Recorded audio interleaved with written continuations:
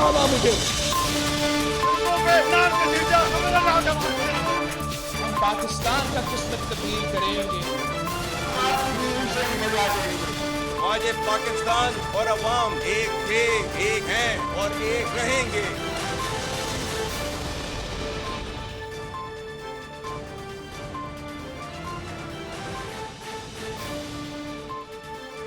जी अस्सलाम वालेकुम। प्रोग्राम में आज सबसे पहले 2-3 मुद्दात के हवाले से बात करेंगे। सबसे पहले मिलिट्री कोर्ट्स, जिस पे सुप्रीम कोर्ट का फैसला आया, मिलिट्री कोर्ट्स को कलअदम करार दिया और उनके ऑपरेशंस को बंद करने के अहकामात जारी कर दिए।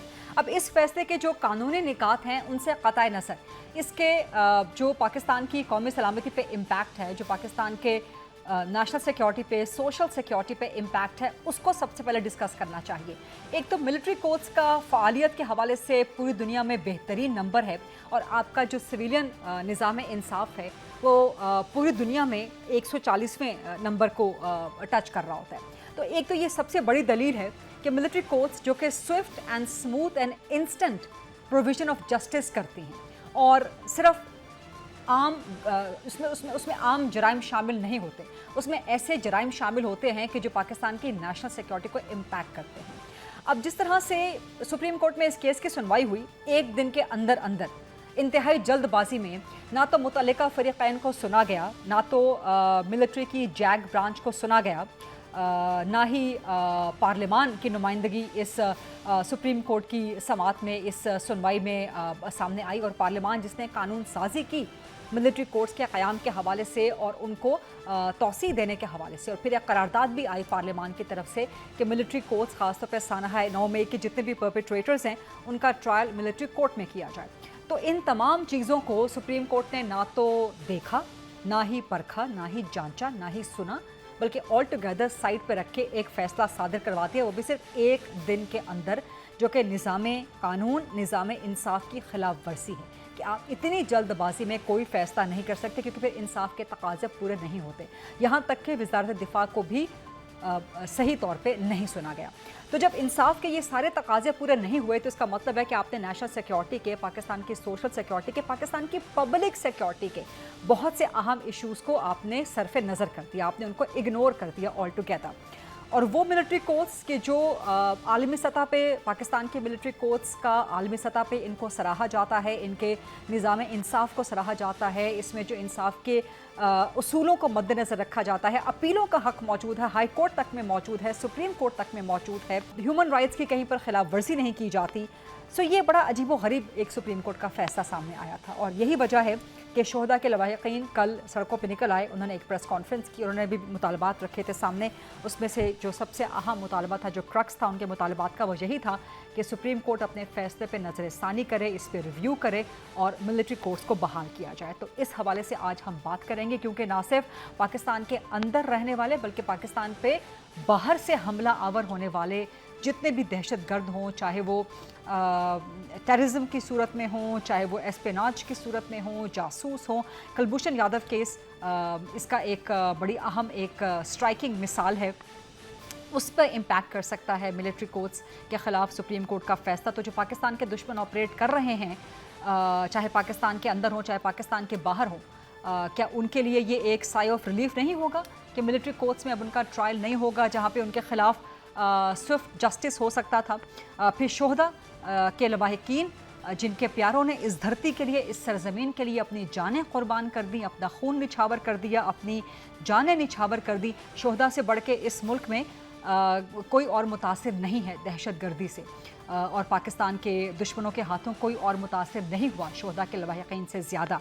सो जब वो महसूस कर रहे हैं कि उनके लिए इंसाफ नहीं हो रहा या उनके शहीदों की रूहें बेचैन होंगी, तो फिर सुप्रीम कोर्ट को लाज़मन अपने फ़ैसले पे नज़रसानी करना होगी, इस फ़ैसले को रिवर्स करना होगा।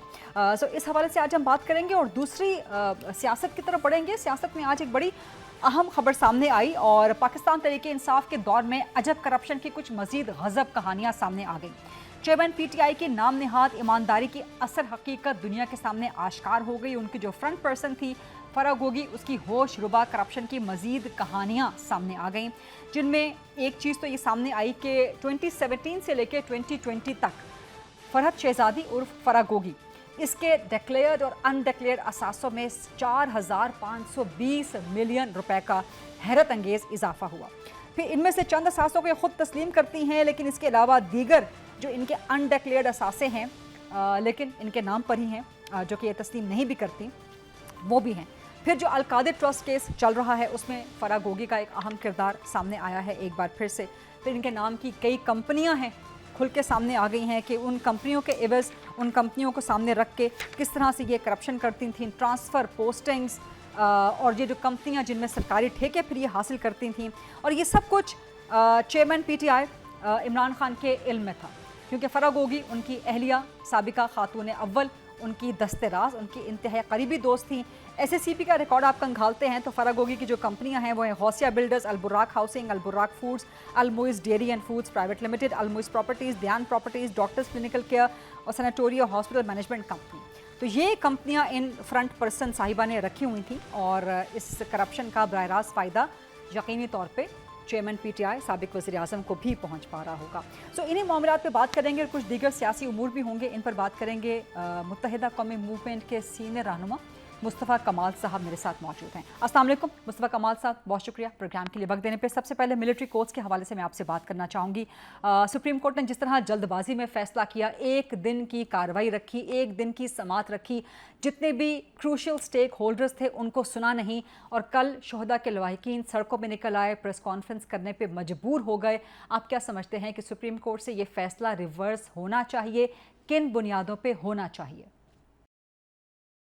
دیکھیے، پاکستان جو ہے وہ کہ حالات بہت نارمل نہیں ہیں، اور پاکستان کی جو جوڈیشری ہے وہ جوڈیشری دنیا میں اس کی رینکنگ جو ہے وہ بہت لو ہے، اور وہ اس لیے کہ ہم نے دیکھ لیا ماضی قریب میں آج کی چیف جسٹس تو چلیں 1 سال کے لیے ہیں، بہت اپرائٹ آدمی ہے، لیکن یہاں تو یہ جو محکمہ ہے جو جوڈیشری کا، یہ تو پرسن اسپیسیفک ہو گیا نا۔ یہاں پر تو جو جیسا چیف جسٹس جو چاہیں وہ اپنی مرضی سے جو چاہیں کریں۔ اس سے پہلے والے جو لوگ وہ باقاعدہ پیپلز پارٹی کے کارکن، چیف جسٹس صاحبان پیپلز پارٹی کے کارکنان بنے ہوئے تھے، ان کے گھر والوں کی آڈیوز ہیں، ان کی اپنے کنڈکٹس ہیں، ان کے فیصلے بتا رہے ہیں، ان کی بینچ کی تشکیل بتاتی کہ وہ ایک پارٹی کے کارکن کے طور پر کام کر رہے ہیں، ان کے ایفیلیشن کے ان کی جو ہے بڑی واضح تھی۔ تو جہاں پہ اس طرح کا ماحول ہو جس ملک میں، وہاں پر آپ جو ہے وہ سنگین نوعیت کے کیسز میں اس طرح کی جوڈیشری سے کیا ایکسپیکٹیشن کر سکتے ہیں؟ اور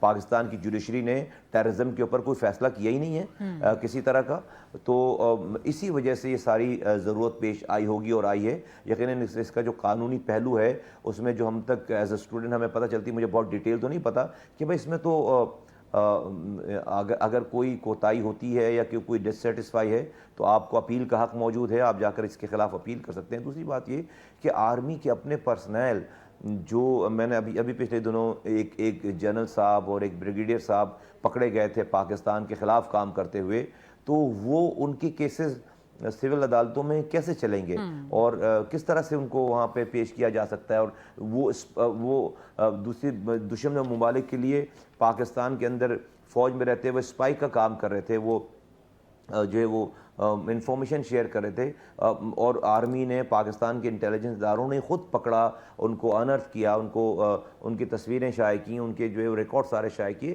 تو اس طرح کے ایسے بہت سارے کیسز ہیں پیچیدہ کہ جس کے لیے یقیناً ان کورٹس کی ضرورت تھی اور ہے، اور جس طرح شہداء کی فیملیز باہر نکلی ہیں، یقیناً ان کو پتہ ہے کہ پاکستان میں جو سول کورٹس کی جو جورسڈکشن ہے اور جو وہ کر سکتے ہیں، اور پھر ایک سیکیورٹی ایشو ہے کہ کوئی گواہی دینے نہیں آئے گا سامنے، اس لیے کہ اس کو اپنی لائف کا مسئلہ ہوگا۔ اتنی بڑی تنظیمیں ہیں، آرگنائزیشن ہیں جو کہ ٹیررزم کرتی ہیں، ان کے خلاف کون ایک عام آدمی آ کر جو ہے وہ گواہی دے گا، اور کیسے اس کی لائف سیکیور رہ سکتی ہے؟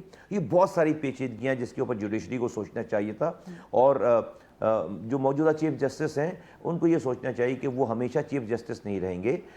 وہ بہت اچھے ہیں لیکن ان کی جوڈیشری جو ہے وہ اچھی نہیں ہے، اس کو ابھی اس قابل آنا ہے، اس قابل ہونا ہے، اور اس میں ابھی ٹائم لگے گا کہ آپ آہستہ آہستہ اس پورے ادارے کو، پورے قانون انصاف کے نظام کو اگر آپ ایسا کر لیں، اور پھر آپ یہ سمجھیں کہ جہاں پر اب ضرورت نہیں ہے تو پھر آپ اس کو یہ فیصلے کریں۔ آج کم سے کم یہ فیصلے، ان فیصلوں کے جو اچھے اثرات نہیں ہیں۔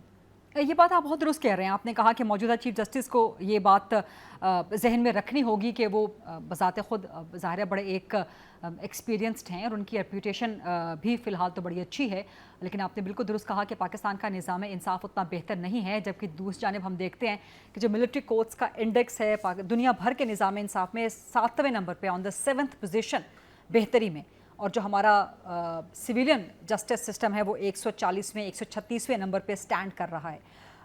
तो इस सूरत हाल को मद्देनज़र रखते हुए आप क्या समझते हैं कि सुप्रीम कोर्ट में इसका कोई अज़ खुद नोटिस होना चाहिए, या शोहदा के लवाकिन जिस तरह कल सामने आए हैं उनकी तरफ से एक अपील जानी चाहिए? गवर्नमेंट तो अपील में खैर जा रही है, जा चुकी है। सो आप क्या समझते हैं कि ये डिसीजन किस तरह रिवर्स होना चाहिए और एज सुन एज पॉसिबल? और इसी के साथ एक और चीज़ ये कि ये इसके बारे में एक मिसकंसेप्शन फैलाई जा रही है कि शायद ये सानहा 9 मई से रिलेटेड है, ये कैंपेन कि जी मिलिट्री कोर्ट्स को बहाल किया जाए, उनकी वर्किंग को बहाल किया जाए, शायद ये किसी एक पॉलिटिकल पार्टी को टारगेट करने के लिए। हालांकि ऐसा नहीं है, ये पाकिस्तान की एक वाइड स्कोप नेशनल सिक्योरिटी के साथ जुड़ा हुआ मामला है।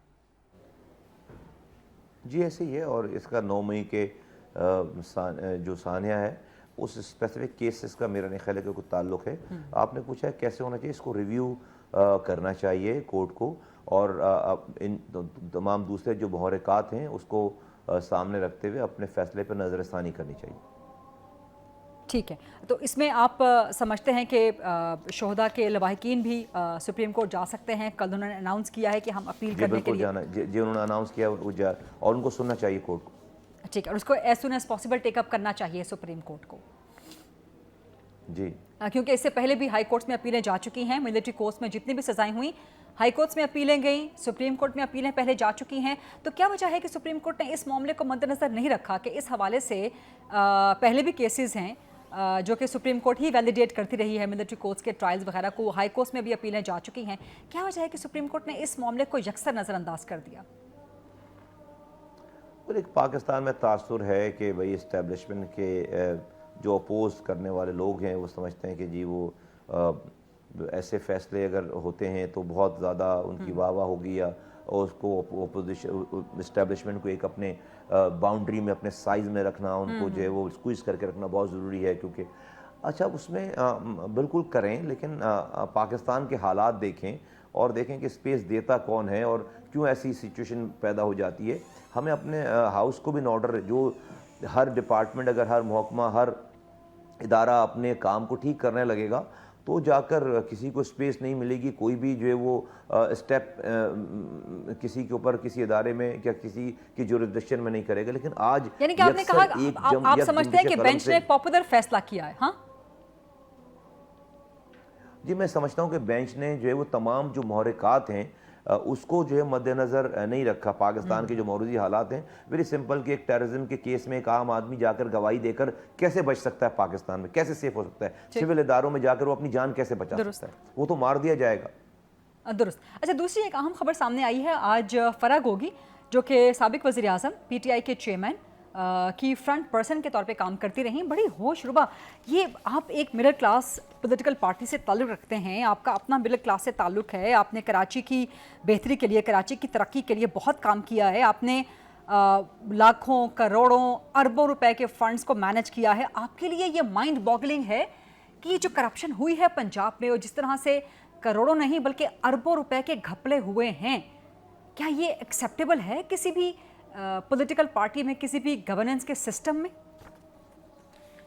मेरे लिए बहुत अफसोस की बात है आज पाकिस्तान और पाकिस्तानियों के लिए, ख़ास तौर पे यूथ के लिए बहुत दुख और अफसोस की बात है। क्योंकि देखिए, इमरान खान ने एक नौजवानों को अपने पीछे लगाया, पाकिस्तान के में 60% यूथ बल्ज है और नौजवान उनकी बातों में आए, घर की ख़वातीन उनकी बातों में आई, और लोग मर्द हजरात भी डेफिनेटली, लेकिन ख़वातीन और नौजवानों की तादाद जो है इमरान खान के लिए जो है वो ज़्यादा निकल कर आई। और उन्होंने एक रियासत मदीना का नारा लगाया, उन्होंने उसमें अमर बिल मारूफ का नारा लगाया, उन्होंने जो है वो बड़े डाकुओं को पकड़ने का नारा लगाया कि वो बड़े करप्शन करने वाले बड़े लोगों को पकड़ेंगे। ये सारी बातें जब वो कर रहे थे तो उनके अपने घर में खुद बैठकर वो ये सारे वो सारे काम कर रहे थे जिसके खिलाफ वो बाहर लोगों को कह रहे थे कि इसके खिलाफ उन्होंने पाकिस्तान में स्टेटस को चैलेंज करना है। जी। और ये सब झूठ और फ्रॉड था, इसका मतलब है जो वो बोल रहे थे वो झूठ था, जो वो कर रहे थे वो सारा फ्रॉड था। लोगों को कुछ कह रहे थे और वो अपने घर में बैठकर कुछ कर रहे थे। ये फराह गोगी साहिबा जो हैं ये कोई पॉलिटिशियन नहीं है, ये कोई नामवर शख्सियत नहीं है कि इनको लोग जानते हों। डेफिनेटली इनके साथ रेफरेंस तो इमरान खान साहब का है ना, वज़ीर आज़म हाउस से कॉलें जाती होंगी, वज़ीर आज़म हाउस से जो है वो फैसिलिटेट होता होगा। 2017 में उनके पास असासों की तादाद है 20 करोड़ कुछ लाख रुपए, और 2020 में वो 4.5 अरब हो जाते हैं। ये डेफिनेटली ये 3 सालों के अंदर इतने छोटे से अरसे में। और फिर मुझे याद पड़ता है कि जब इमरान खान साहब की हुकूमत गई थी और वो आकर उन्होंने पहली प्रेस कॉन्फ्रेंस की थी और कौम से खिताब किया था, तो लोग ये समझ रहे थे कि वो आकर कौम को बताएंगे कि 4 सालों में उन्होंने कौम के लिए क्या कुछ किया, अपनी डिटेल बताएंगे कारनामों की। वो press conference pure Farah Gogi को डिफेंड करने के लिए थी कि फराह गोगी बेकसूर है, बेचारी फराह गोगी है, उसके पीछे जुल्म कर रहे हैं और फराह गोगी बेकसूर है।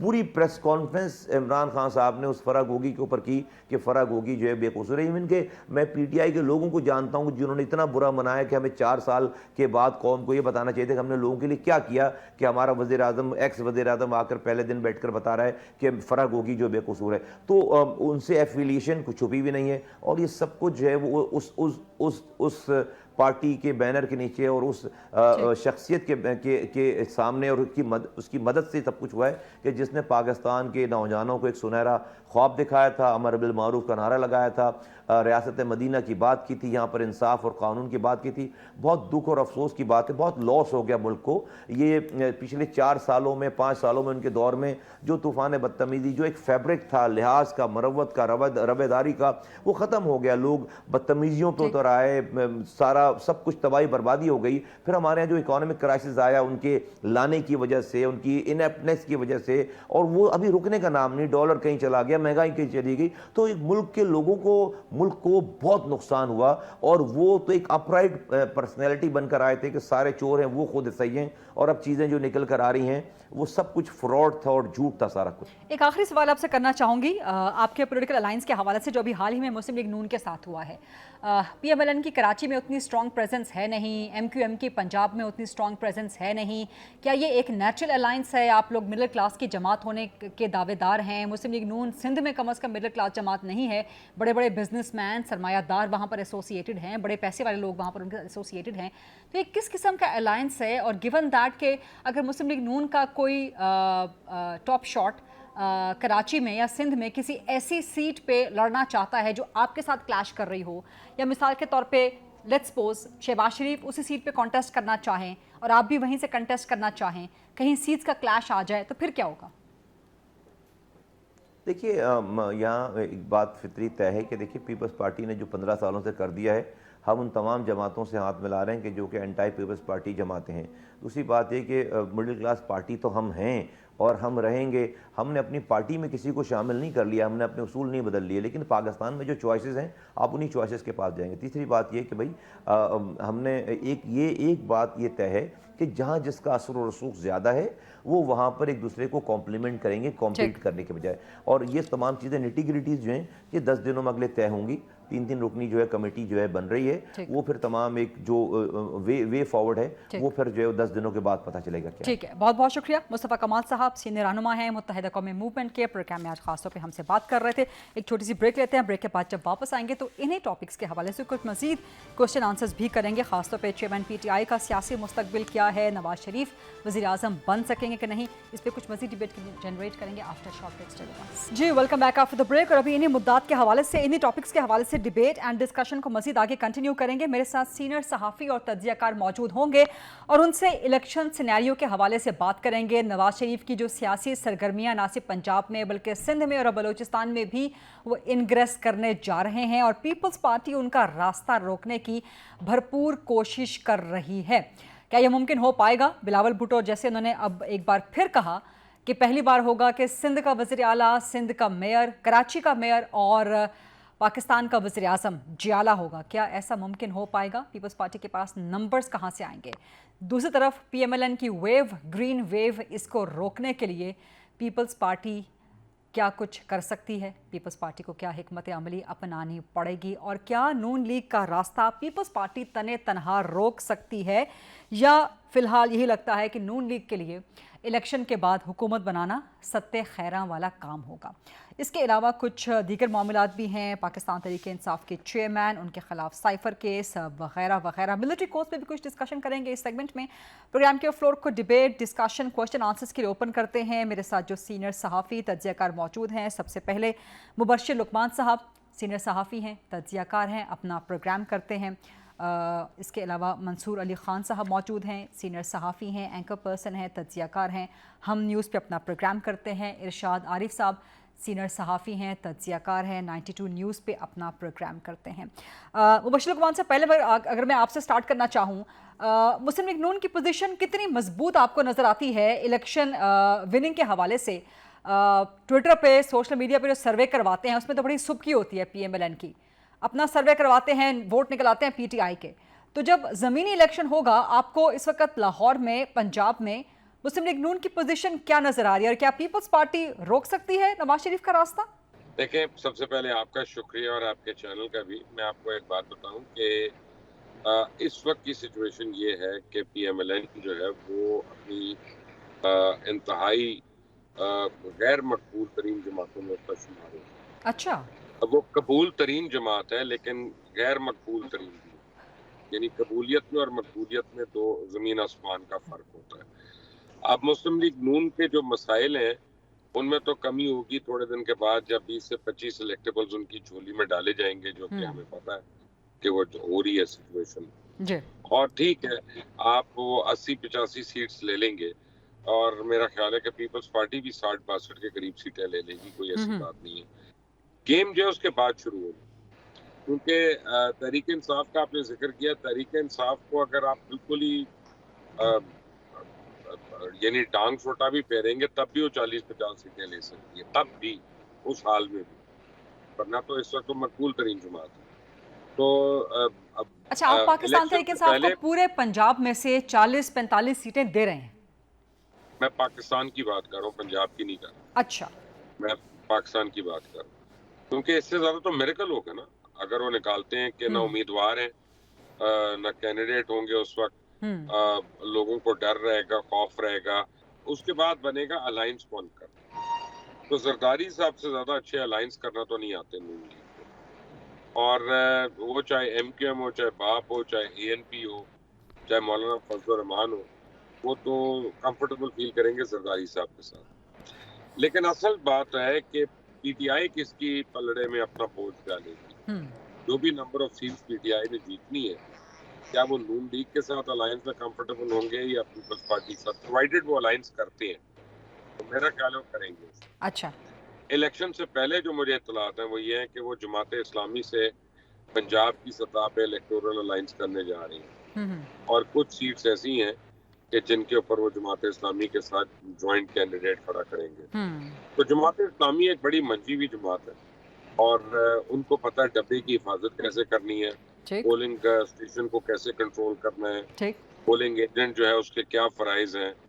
तो ये इतना केक वॉक नहीं है मियाँ साहब के लिए। मियाँ साहब वजीर आजम जरूर बन सकते हैं, लेकिन फिर बहुत लोगों को बहुत ज्यादा हिम्मत करनी पड़ेगी उनको उस लेवल पे लाने। Interesting analysis. मंसूर अली खान साहब, आपकी तरफ आऊँगी। मुत्तहिदा कौम मूवमेंट के बारे में कहा जाता है कि हवाओं का रुख देख के पतंग जो है अपना रुख बदल लेती है। अब MQM ने अपना पड़ा नून लीग की झोली में अगर डाल दिया, तो क्या सेफली कहा जा सकता है कि PMLN के लिए रास्ते हमवार हो रहे हैं या किए जा रहे हैं फॉर द नेक्स्ट प्रीमियरशिप? देखिए, मेरे ख्याल में बहुत बहुत शुक्रिया। मेरे ख्याल में अगर मुस्लिम लीग नून और MQM की इस डील के दरमियान अगर आप ये बात करें कि एक्चुअली फायदा किसको ज्यादा हो रहा है, मेरे ख्याल में तो ये MQM को ज्यादा फायदा हो रहा है। जहां तक मेरी चंद सोर्सेज से बात हुई है, मुस्लिम लीग नून सिर्फ एक सीट है कराची की जिसके अंदर इंटरेस्टेड है कि MQM उसको उसके ऊपर सपोर्ट कर दे, और ये वो वाली सीट है जिसपे शहबाज शरीफ साहब ने फैसल वाडा के खिलाफ इलेक्शन लड़ा था, और फैसल वाडा चंद वोटों से उनको हराने में कामयाब हुए थे। अब वहां से आवाज ये है कि मरियम नवाज या शहबाज शरीफ दोबारा उस सीट के ऊपर इलेक्शन लड़ना चाहते हैं, और एक्चुअली नून का वहां पे अच्छा वोट बैंक भी है।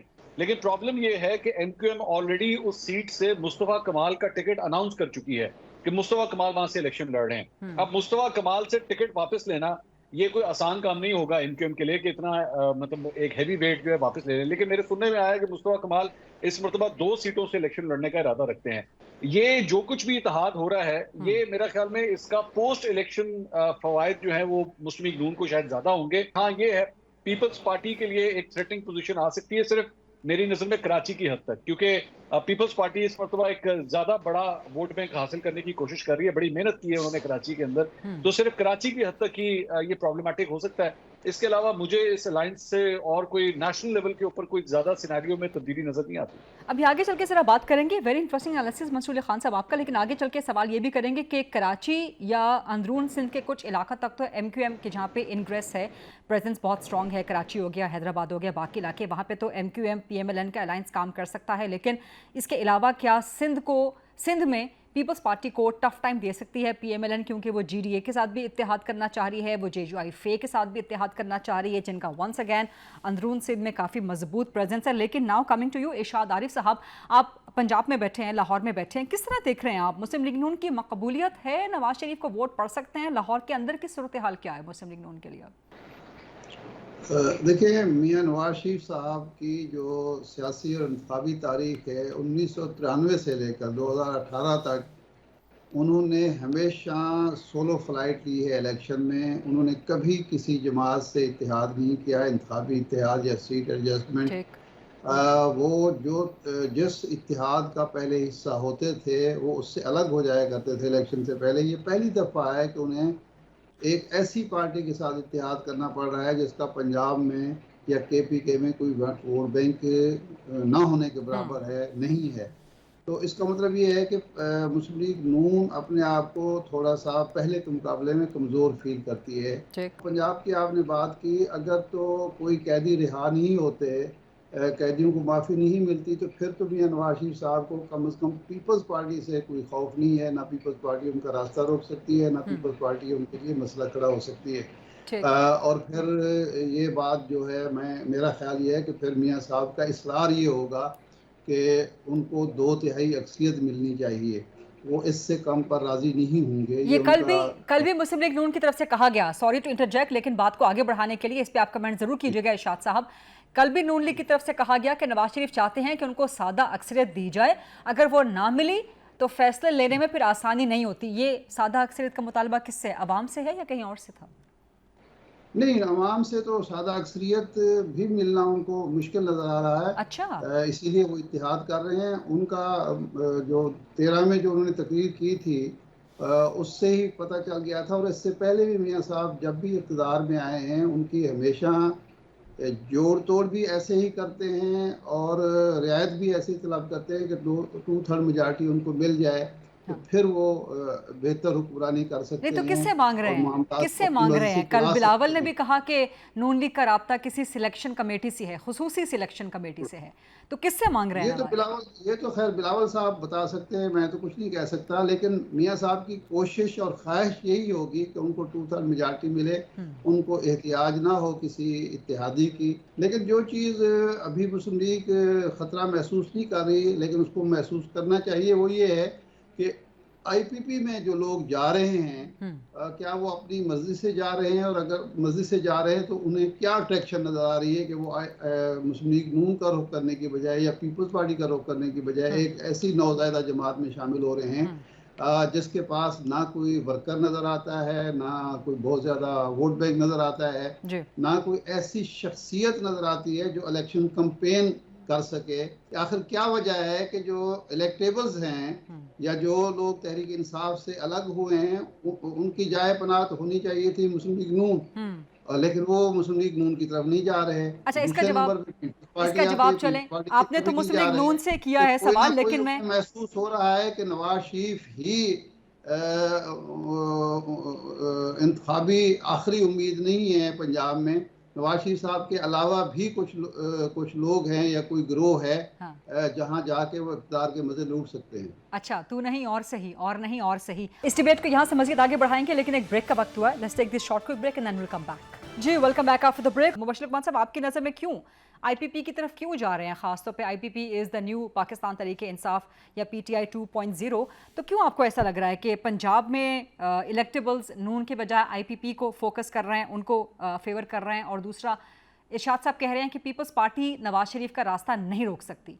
फिर आपको क्या लगता है मुबश्शिर लुकमान साहब के बिलावल भुट्टो के इस यकीन के पीछे कि अगला वज़ीर आज़म लाहौर से नहीं बनने देंगे, अगला वज़ीर आज़म जियाला होगा, इसके पीछे कोई उम्मीद है, कोई यकीन दहानी है, या सिर्फ ये इलेक्शन स्लोगनरिंग है? नहीं, ये तो इलेक्शन स्लोगनरिंग है और ये तो इलेक्शन से पहले हर एक कहेगा। इवन अगर कोई JUIF का बंदा कहता है तो उसमें भी कोई हैरानी की बात नहीं, परेशानी की बात नहीं। MQM वाला भी कह सकता है कि इस बार हम अपना हक लेंगे और वज़ीर आज़म बनेंगे। वो तो एक इलेक्शन से पहले की बात है। लेकिन सवाल है कि जिनको आप इलेक्टेबल्स कह रही है वो इलेक्टेबल्स नहीं है। आप इस्तेकाम पार्टी की लिस्ट उठा के देख लें कि क्या फवाद चौधरी इलेक्टेबल है, क्या फिरदौस आशिकावान इलेक्टेबल है, क्या ये सारे लोग जो हैं ये तो अपनी जमानतें जब्त कराएंगे अभी जाके अपने अपने हलकों में। तो जो इलेक्टेबल्स है ना वो गरीदा होते हैं जो बिरादरी के बेस पे होते हैं या अपनी किसी आम बेस पे होते हैं किसी और वजह से, और वो इलेक्टेबल जरूर नून लीग में आएंगे। मैंने कहा 20 से 25 उनको इलेक्टेबल्स चाहिए। तो अगर आज हम यहाँ पे इस वक्त बैठ के उनको 80 से 82 सीटें कह रहे हैं जो एक रफ एस्टिमेट है, तो अगर 20-25 इलेक्टेबल्स आ जाते हैं तो फिर वो वहां पे पहुंच जाते हैं और फिर उतनी उनकी रिजर्व सीट जो है वो बढ़ जाएंगी। तो फिर उनका फिगर जो है वो 135-140 तक वो वहां तक पहुंच सकता है। ठीक है, मंसूर खान साहब आपकी तरफ आऊँगी। बिल्कुल लास्ट चंद मिनट बाकी बचे हैं आपके लिए ही, आपके एनालिसिस के लिए। पाकिस्तान तहरीक इंसाफ ने कैंपेन शुरू कर दिया है कि जी कैंडिडेट जो भी हो, नाम जो भी हो, हल्का जो भी हो, हमने नहीं देखना, हमने सिर्फ ये देखना है कि वोट इमरान खान को देना है। कैंडिडेट का सिलेक्शन इमरान खान ने किया है और निशान जो है बल्ले का है।